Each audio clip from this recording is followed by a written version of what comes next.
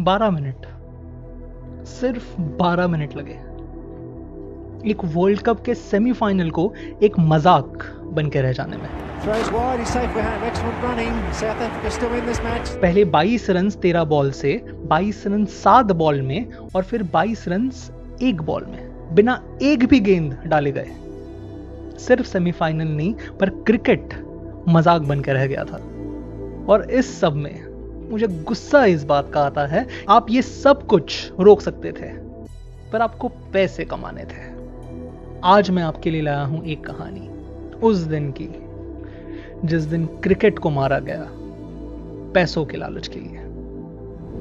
तो इस कहानी की शुरुआत होती है 1991 में। साउथ अफ्रीका, जिसे एपेथाइड लॉस की वजह से क्रिकेट से निकाल दिया गया था, वो 22 सालों बाद फिर लौट रहा था। वो धीरे धीरे अपनी वो पुरानी शान फिर कमा रहा था। पर अगला वर्ल्ड कप जो ऑस्ट्रेलिया और न्यूजीलैंड में होना था, उनमें उनकी खेलने की आशंकाएं काफी कम नजर आ रही थी। पहला कारण यह था कि वक्त ही बहुत कम बचा था, पर उसका मुख्य कारण यह था उस वक्त भी साउथ अफ्रीका में एपेथाइड लॉज हटाए नहीं गए थे।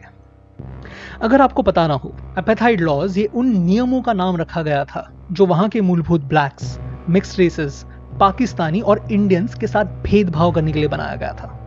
आप साउथ अफ्रीका में रहते हुए किसी गोरे के साथ शादी नहीं कर सकते थे, आप वोट नहीं डाल सकते थे और आपको आपके जात के लिए आखी गई एक जमीन के टुकड़े पे अपनी पूरी जिंदगी निकालनी पड़ती। For not often appreciated in Britain is the fact that before the diamond and gold industries started the influx of coloured labour, South Africa was a white man's country. There the white man is the native, not the black. पर African national Congress, वो party जिसके नेता थे Nelson Mandela, वो पूरी कोशिश कर रहे थे कि साउथ अफ्रीकन क्रिकेट टीम इस बार वर्ल्ड कप में खेल पाए। और आईसीसी ने मंजूरी दी, पर एक शर्त पे। उनका कहना था कि जल्दी होने वाले एपेथाइड लॉस के अगेंस्ट इलेक्शन में वो सारे नियम्स हटा दिए जाने चाहिए। अब इस शर्त का एक ही प्रॉब्लम था कि ये इलेक्शंस ठीक वर्ल्ड कप के बीचों बीच होने थे। सो दोनों पार्टीज एक कॉम्प्रोमाइज पे आए। साउथ अफ्रीका इस बार इस वर्ल्ड कप में भाग ले पाएगी, पर अगर इलेक्शन में एपेथाइड लॉस को ना हटाया गया तो साउथ अफ्रीकन टीम्स को बीच टूर्नामेंट घर भेज दिया जाएगा। 22 साल क्रिकेट के बाहर रहने के बाद साउथ अफ्रीकन प्लेयर्स को अपनी जिंदगी के कुछ आखिरी इंटरनेशनल गेम्स खेलने मिलने वाले थे। कोई प्रेशर की बात है कि नहीं? This could be our last game. We could have to go back home. So we just kind of played and enjoyed every single game. उनकी ओपनिंग मैच में उन्होंने डिफेंडिंग चैंपियंस ऑस्ट्रेलिया को मात दी। आगे के पूरे टूर्नामेंट में शानदार बल्लेबाजी और बेहतरीन फील्डिंग के जोर पे साउथ अफ्रीका सबके अपेक्षाओं से परे सेमीफाइनल्स में जा पहुंची थी। पर उनको ये सेमीफाइनल्स खेलने मिलेगी कि नहीं, इसका नतीजा लगना था उनके घर पे हो रहे इलेक्शन में। और वहां 68.72% पीपल ने हां कहा ये सारे नियम हटा देने में। Never, never and never again shall it be that this beautiful land will again experience the oppression of one by another. South Africa इस देश का एक पुनर्जन्म हुआ था और साउथ अफ्रीकन टीम के पास एक मौका था कि खुद के नए जन्मे देश के लिए एक वर्ल्ड कप घर लेके जाए। तो हो गई मैच की शुरुआत। Sydney Cricket Ground, the venue for England's semi-final against South Africa. South Africa ने टॉस जीता और कमेंटेटर्स, क्राउड और प्रतिद्वंदी टीम को चौंकाने वाला निर्णय लिया, बॉलिंग करने का। हाँ, मुझे पता है आप बोल रहे हो कि इसमें कौन सी बड़ी बात है। बड़ी बात यह है कि इस टूर्नामेंट में करिश्माई नए नियम का निर्माण किया गया था जिसका नाम था रेन रूल। इस रूल के हिसाब से अगर सेकंड बैटिंग करते वक्त बारिश आ जाए तो फिर स्कोर को एडजस्ट करते वक्त पहले इनिंग्स में से उन ओवरों को पहले हटाया जाएगा जिसमें सबसे कम रन्स मारे गए हो। उदाहरण लीजिए कि अगर पहले 50 ओवर्स में 10 मेडन्स डाले गए और दूसरे इनिंग्स में अचानक बारिश की वजह से मैच 40 ओवर की हो गई, तो पहले उन 10 मेडन्स को कम किया जाएगा, यानी टारगेट वही रहेगा बट स्कोर करना होगा 40 ओवर्स में। इस पूरे वर्ल्ड कप में एक के बाद एक मैच खराब करने का काम इस रूल ने काफी बढ़िया तरीके से किया था। इसका सबसे बर्बाद उदाहरण इंग्लैंड बनाम पाकिस्तान के मैच में हुआ। इंग्लैंड ने पाकिस्तान को 74 रन्स में ऑल आउट किया। मतलब इंग्लैंड को 50 ओवर्स में 74 रन्स बनाने थे, पर हो गई बारिश। 3 घंटे के लिए बारिश हुई, स्कोर रिवाइज किया गया, तब इंग्लैंड को 64 रन्स बनाने थे 16 ओवर्स में। अब वो बात अलग है कि मैच पूरी तरह वॉश ऑफ हो गई, बट यही बकवास इस पूरे टूर्नामेंट में बार बार देखी जा रही थी। टीमें इस रूल से दूर भाग रही थी, मानो नियम नहीं कोई बीमारी हो। पर साउथ अफ्रीकन कैप्टन ने टॉस जीतकर बॉलिंग करने का निर्णय लिया। जब उनसे इसका कारण पूछा गया,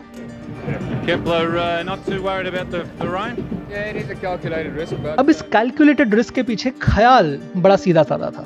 साउथ अफ्रीका ने इसके पहले हुए 3 चेसेस में से तीनों में जीत हासिल की थी। इसके मुकाबले उन्होंने 5 मैचेस में पहले बैटिंग की थी और 3 हारे थे। सामने खड़े इंग्लैंड ने भी अपने 4 में से 3 चेसेस में कामयाबी हासिल की थी। तो साउथ अफ्रीकन टीम ने अपने लक आजमाने की कोशिश की, और बात सिर्फ लक की नहीं थी। रेन रूल की तरह ही और एक करिश्माई रूल इस वर्ल्ड कप में बनाया गया था।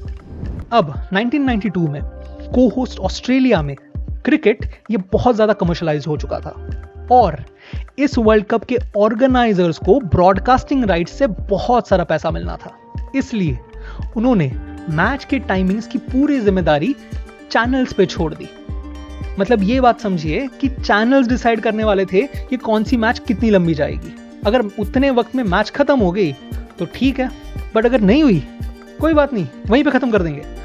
और साउथ अफ्रीका ने यही किया। Clock's just moved to 6:10 on the main scoreboard, so if that is a tactic, it's worked very well for South Africa. That's a rule that had to be changed for the next World Cup. You can't have a side only receiving 46 overs in a lot of time. उनको दिए गए समय में उन्होंने सिर्फ 45 overs डाले और innings खत्म हो गई। 52 and the players coming off the ground after 45 overs. That's a disappointing aspect. They only received 45 overs. अब ऑर्गेनाइजर्स जब चाहे तब इसमें दखलंदाजी करके वक्त बढ़ा सकते थे, बट उसके लिए पैसे देने पड़ते। अब क्या ज्यादा इंपॉर्टेंट है, पैसे कि एक वर्ल्ड कप का चिंदी सा सेमीफाइनल मैच? पैसे है कि नहीं?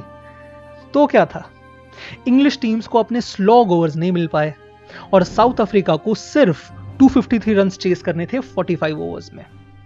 बट ये इंग्लिश टीम इतने आसानी से हार मानने वाली नहीं थी। इन अजीबोगरीब रूल्स की वजह से उनके फाइनल को जाने के आसार कम हो गए थे और ये इंग्लिश टीम बदले पे उतर आई थी। बॉलिंग करते वक्त विकेट के बाद विकेट के बाद विकेट। जब तक इनका गुस्सा थोड़ा शांत हुआ, साउथ अफ्रीका 131 4 विकेट्स पर जा पहुंची थी 27 ओवर्स में। बट इन इंग्लिश प्लेयर्स के सामने खड़ी थी एक नई साउथ अफ्रीका की टीम। वो प्लेयर्स जिनके करियर को एक नई जान मिली थी। अगर उनको हारना ही था तो 1-2 को तो पक्का साथ लेके जाते। तो हो गई शुरुआत। पहले जॉन्टी रोड्स ने 31 बॉल्स में 47 रन्स की शानदार पारी खेली और उसके बाद ब्रायन मैकलम और रिचर्डसन ने 18 बॉल में 25 रन्स मारे। अब सिर्फ 22 रन्स बचे थे 13 बॉल्स में। दोनों टीमें अपना सब कुछ दांव पे लगा रही थी इस मैच को जीतने के लिए, और फिर बारिश हो गई।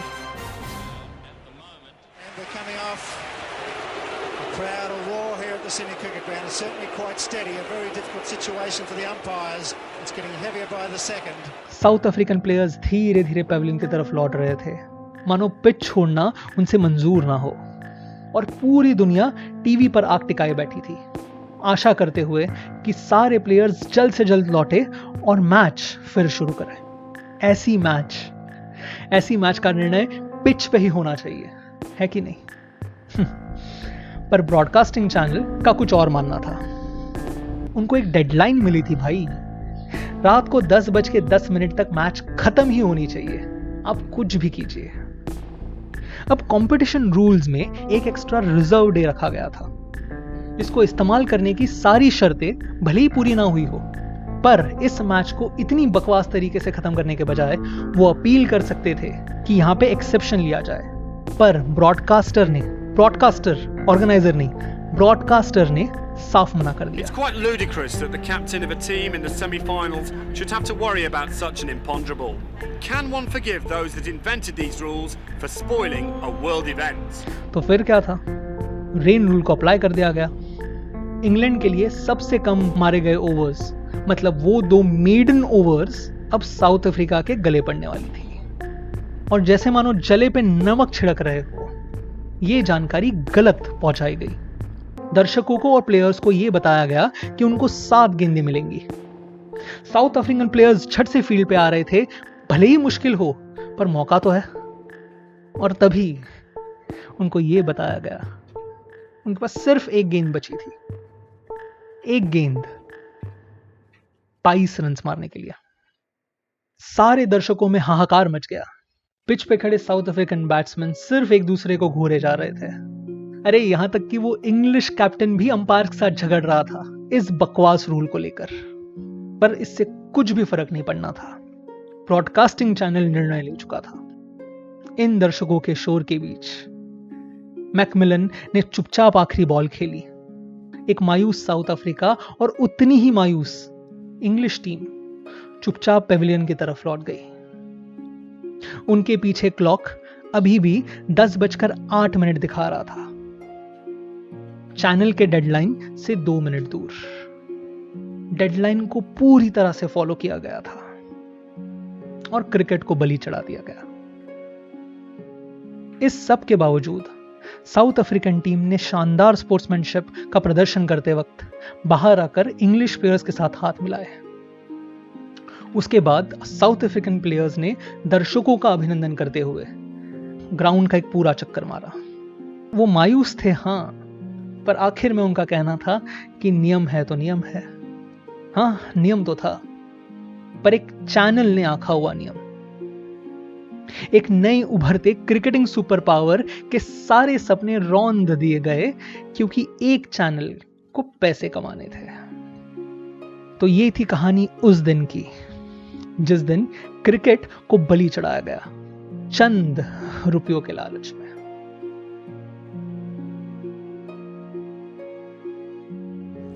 अगर आपको ये वीडियो पसंद आया हो, kindly like, share and subscribe करें।